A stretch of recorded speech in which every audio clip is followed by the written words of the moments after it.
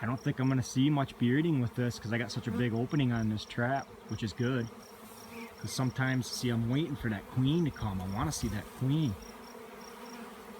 This is so cool, man. This is a pretty decent sized swarm moving in.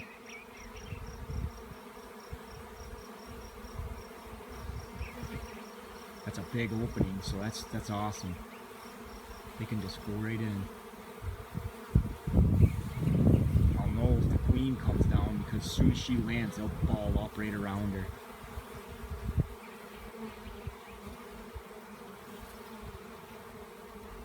Man, this is going to be some great footage.